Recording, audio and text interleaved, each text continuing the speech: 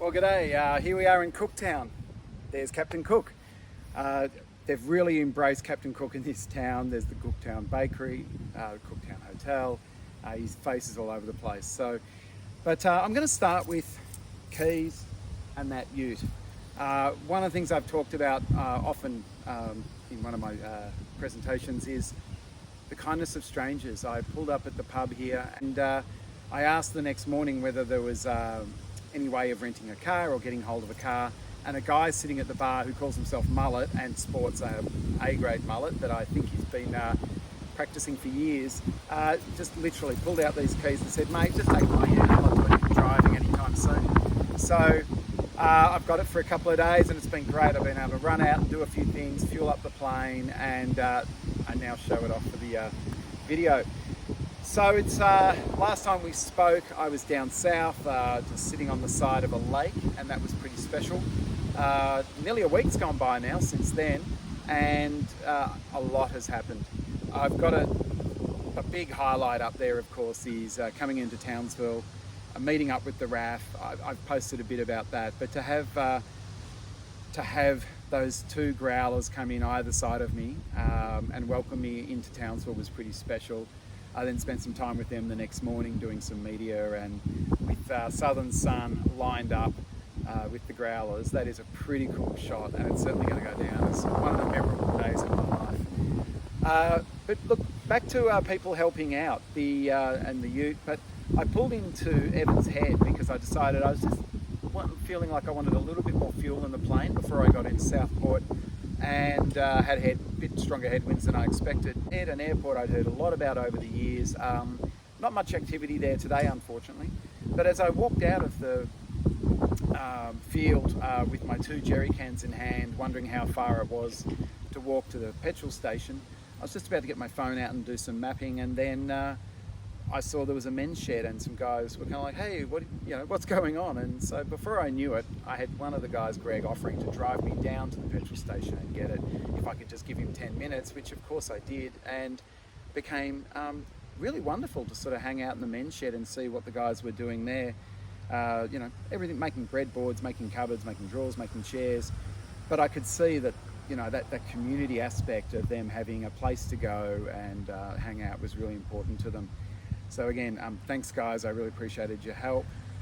Southport was the trip up to Southport was great. The weather was really kind, and my 2 days there were wonderful. I was put up by the Flying Club. A member there, Ian Swift, insisted that I should come and stay with him, which was very kind. He also drove me around looking for a few bits I needed, and that night I gave a talk for the Flying Club on the various adventures over the last 10 years. And the funniest thing happened while I was there. They'd said I could make a coffee if I wanted, which was behind the bar. So I'm behind the bar making myself a coffee because I kind of like my coffee. And a guy comes up to the bar thinking I work there and starts asking me some questions. And I said, "Look, sorry, I don't work here, but I'll tell you what, I'll take you upstairs to see the people in the office and you can work it out with them." And as we're walking past, as I walked over to him and I picked up an accent, I said, "Oh, are you visiting here?" And yes, I'm from Germany. I'm a flight instructor, and when I'm on holidays, I like to visit flying schools and runways, and I suppose as you do. His name was Roger, and as we walked past a poster for the talk I was giving that night, he said, "Oh, I see that Smith guy is off again." I said, "Yeah, I've heard that too." He said, "Oh, a relative in Australia sent me his book, sent me the movie, and I think it's wonderful, and it's just another adventure." And I said, "Oh, yeah, well, that's me." And he wouldn't believe me at first, and then eventually he did come around and go, "Oh yes, it is you." And so we arranged for him to come to the talk that night. But I just love how those intersections around the world happen. I mean, just bizarre. Excuse the camera wobbling around. I've got a bit of an interesting one going on here at the moment. The weather's not great, and yesterday the weather was really good, but now for the next 3 days, it's pretty hairy weather here in Cooktown. I'm hoping I will be able to get out tomorrow to maintain the route that the guys did, but look, if I can't, that's just the nature of adventure travel, unfortunately, and flying in a small plane. But if I do manage to make it out, I imagine the rain's coming through in waves. I've worked out there's about 7 places I could land between here and Thursday Island, so if I need to do that, I might do it in small hops, but I'll certainly be taking it easy. But for now, the camera might wobble around a bit. Cooktown's an interesting place. We've got, obviously, as I said, quite a few markers to Cook who landed here back in the day. But it's a fairly simple town. There are some old buildings, a few newer buildings. It all seems a bit quiet, but that's because I'm here in the off season. And when the guys tell me that during the high season, the place is packed. And the airport here services both up to the north to go to Cape York, as well as heading south, and a lot of travel emanates from here.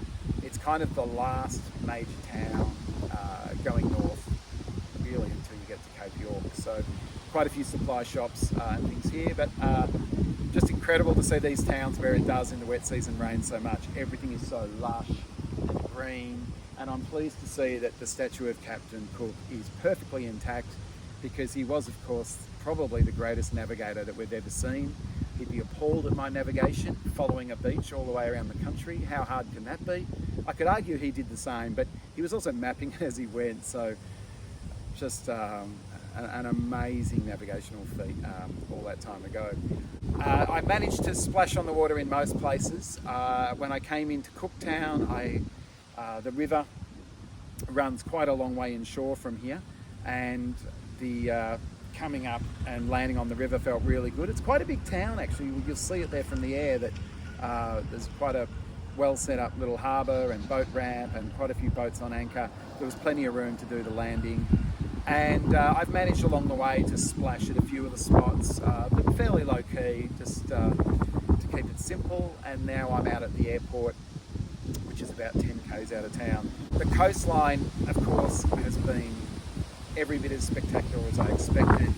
We're getting into the area now where it's very, very remote. So, north of Townsville, into Cairns, there are a few little towns, but a lot of the coast is just undeveloped, uninhabited. And certainly once it was north of Cairns, a bit of Port Douglas and those areas, but from then, once I got to the Daintree area, it was lush and quite impressive. Flying along Fraser Island a few days ago was equally stunning. So there's a big bit of Brisbane airspace there that the best way is to Buffalo Girl by following Stradbroke Island around to the north, which is a great thing to do because it's so beautiful. I arrived into Southport hoping that I could get a couple of little electrical gremlins that were worrying me fixed, and something just wasn't quite right. And those guys were great. They had a look, they had a few things for me, but said, look, I've got to be honest, we don't really have time at the moment. But Tony at AMS up at Caloundra, who's considered by Wol, Rotax Whisperer, to be a fantastic Rotax expert, he said he'd make time for me, and he was a legend. He ended up spending 2/3 of the day with me, and we found a few little gremlins that weren't exactly showstoppers, but gee, it's nice to have everything working properly again. Rather than try to run the live stream all the way up the coast, I'm just going to be doing it in 15 to sort of 30-minute bouts, depending on what's there, but just to make sure I don't run the system too hard. And also, I think it's nice to just leave it for the really special places. So next, off to Thursday Island, I'll be heading up the coast. Most of the rain seems to actually be on the beach, so if you see me heading out, I'm tracking out towards sea a little. The reef is quite close there, and I'm quite excited to see a bit of the reef. I look forward to chatting from Thursday Island. Cheerio.